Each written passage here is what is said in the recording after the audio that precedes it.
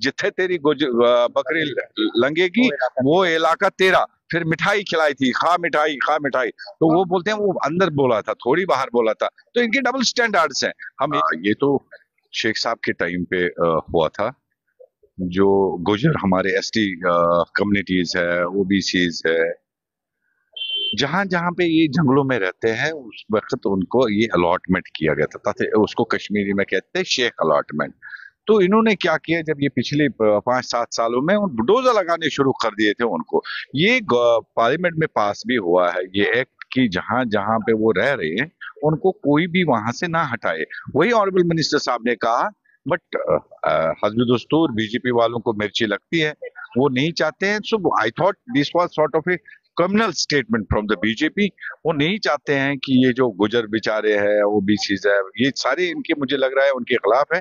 लेकिन जो रूल है फॉरेस्ट राइट्स एक्ट के तहत, जहां हमने भी बात की कि अगर वो 70 साल 60 साल 40 साल से उन जगहों पे जंगलों के पास रह रहे हैं, या वहां पे वो थोड़ी सी जमीन उन्होंने खेती बाड़ी कर रहे हैं, वहां पे मक्खी डालते हैं उसमें, तो उनको हटाया ना जाए, उनको वहीं पे रखा जाए। तो वही ऑनरेबल फॉरेस्ट मिनिस्टर साहब ने कहा कि ये ऑलरेडी रूल है, वहां पे उनको कोई नहीं हटाएगा।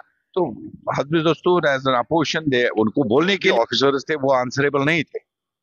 उनको जो ऊपर से डायरेक्शन आते थे, एवन दो अगर रूल भी था कि वो उस रूल को तार तार करके अपना ही रूल बनाते थे। लेकिन आज गवर्नमेंट इंटैक्ट है, लोगों की सरकार है, लोगों की चुनी हुई सरकार है, जो लोगों के हक के लिए हमें बात करनी हम करेंगे। और जहां तक जिस जगह पे गुजर बैठे हैं या दूसरी कोई कम्युनिटी के लोग बैठे हैं, पहाड़ी बैठे हैं, उनको हम ने हाउस में कहा कि उनके साथ जाति नहीं होनी चाहिए।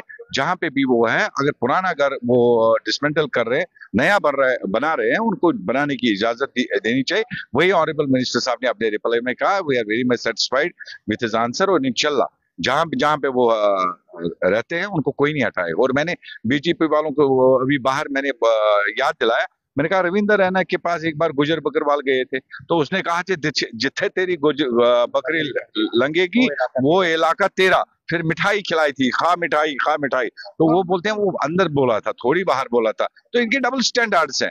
हम एक ही मौके पे हैं, इंशाल्लाह एक ही मौके पे थे, इंशाल्लाह रहमान उनको कोई वहां से नहीं निकाह हटाएगा। ये हमारा भी मौकूफ है, नेशनल कॉन्फ्रेंस का मौकूफ है।